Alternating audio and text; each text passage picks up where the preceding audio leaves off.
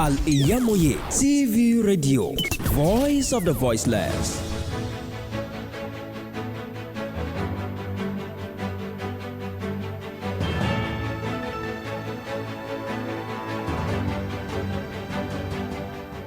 Pleasant afternoon. Welcome to the world news on Al-IyamoyeTv and radio. I am Oluwafisayomi, Ajibola. Here are the top stories. Federal government invokes no work, no pay policy against striking doctors. House of Reps to probe 11.3 trillion naira spent on refineries maintenance. NLC threatens strike if federal government fails to withdraw lawsuit. In business, NNPC partners NIPCO to construct 35 CNG stations nationwide. And in sport, the Tigers outclassed Rwanda to reach 4th straight Afrobasket final. Details coming up shortly.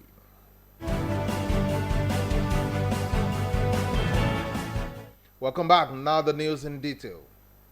The federal government has ordered the management of federal tertiary hospitals to commence the enforcement of the no work, no pay policy against the striking resident doctors. In a letter signed by the Director of Hospital Services, Dr. Andrew Noah, the government expressed disappointment that the doctors initiated the strike, despite attempts at conciliatory meetings involving various stakeholders. The Secretary to the federal government and the National Assembly, all of which proved unsuccessful in reaching an agreement. The Apex government also instructed the hospitals to keep an attendance register for resident doctors who are willing to continue to working despite the strike. Meanwhile, President Bola Tinubu says policies that are being carried out by his administrations are not meant to punish Nigerians. President Tinubu stated this on Thursday while addressing members of All Progressive Congress (APC) at the party's National Executive Committee NEC meeting in Abuja. The president said his administration intends to tackle Nigerians' problems squarely and not cause hardship for citizens. The president also stated that despite the challenges being faced at the court, he believed the 2023 election was the most credible in the nation's history.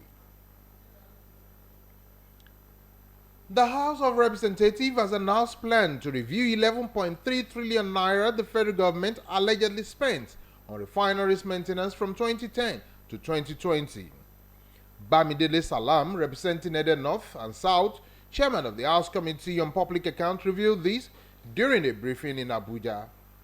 Salam said the aim of the probe is to address the increasing cost of petroleum products due to the removal of fuel subsidy. While addressing journalists, Salam expressed concern over the deplorable state of Nigeria's refinery despite the significant amount of money spent on their maintenance over the past decade. He reiterated that the era of squandering public funds on unproductive projects without consequences was at an end. The Police Service Commission and the Nigerian Police Force have agreed to set up joint committee to look into areas of likely frictions in the operations of the two agencies.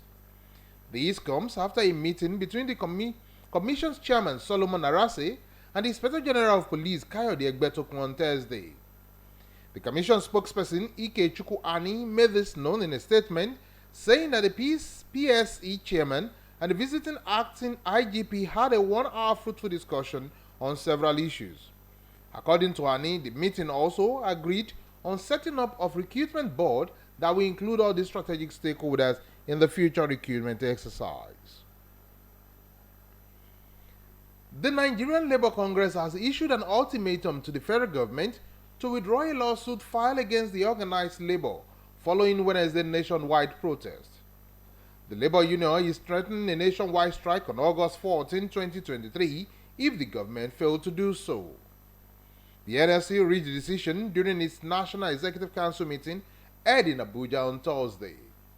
In a statement signed by the National President of NLC, Joe Ajaero, and the National Secretary, Emmanuel Ubuaja, they accused the Ministry of Justice and the National Industrial Court of allowing themselves to be used as anti-democracy agents.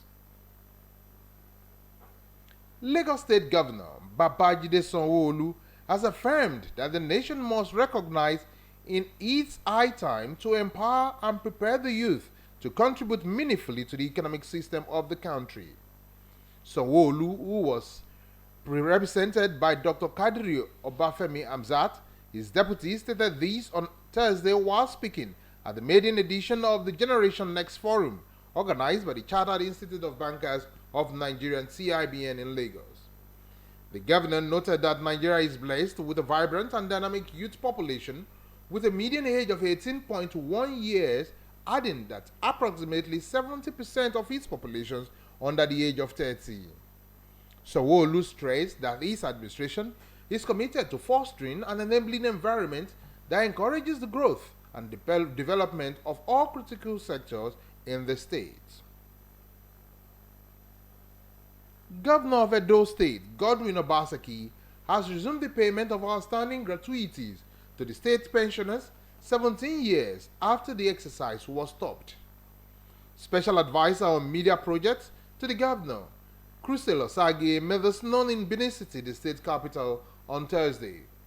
According to him, the last time Edo paid gratuity was in 2006 during Lucky Benedio's administration. While addressing the newsmen, he revealed that one of the reasons for the resumption of payment was to cushion the effect of fuel subsidy removal on pensioners, adding that the state government was working out modalities to ensure that all outstanding gratuities were paid. You are listening to the world news on Al-IyamoyeTv and radio. Still to come, business, sports. Do stay with us.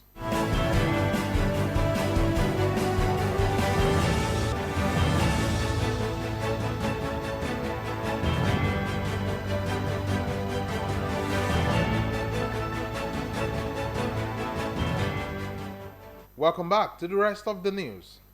In business, the Nigerian National Petroleum Company Limited, NNPCL, says it has partnered with NIPCO Gas Limited to construct 35 compressed natural gas (CNG) stations across the country. NNPC spokesperson Garabuddin Mohammed, in a statement on Thursday, said the partnership aims is to provide cheaper alternative fuel to motorists in Nigeria in compliance with President Bola Tinubu's directive. The NNPC spokesperson said the project, which would be rolled out in phases once fully operational, can service over 200,000 vehicles daily. The first phase of the project, comprising 21 CNG stations, will support intra-city transportation and be ready to be the first quarter of 2024. The second phase, according to Mohammed, comprising 35 CNG stations, will support intercity transformation and will be ready by the late 2024. The Nigerian Communications Commission (NCC) has warned traders and other stakeholders about the negative consequence of selling and purchasing phones and telecommunications gadgets that are not type approved by the Commission. Deputy Director, Consumer Affairs Bureau, Dr. Emila Nwokoro, made this call on behalf of the Executive Vice Chairman of the NCC, Professor Umar Dambata, at the 5th Telecom Consumer Outreach Program held in Abuja. The Commission reviewed that non-type approved telecom devices are considered to be supplied to the Nigerian market from grey sources and are known to degrade quality of service in the network. According to Nwokoro, the implications of trading in substandard products include the risks of arrest and prosecution, while stressing that all type-approved devices have been published on the NCC website.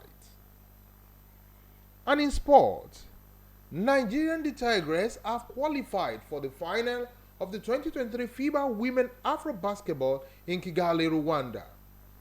The Nigerian ladies defeated the host 79-48 in the semi-finals on Thursday to achieve the feat of the fourth consecutive time. On Wednesday, Nigeria narrowly escaped an early scare to beat Mozambique 59-52 in the quarterfinal to set up a showdown with the host in the penultimate round. The Tigress will face Senegal, who denied Mali back-to-back final appearance with 75-65 point victory in the final. That was the world news. But before I go, here's a quick recap of the headlines. We did tell you that the federal government has evoked no work, no pay policy against striking resident doctors. And also House of Reps to probe 11.3 trillion naira spent on refineries nationwide. NLC threatens strike if federal government fails to withdraw lawsuits. And in business, we did tell you that NNPC partners NIPCO to construct 35 CNG stations nationwide. And lastly, in sport, the Tigers outclassed Rwanda to reach 4th straight AfroBasket final. For more details, you can join us on www.Al-IyamoyeTVradio.com.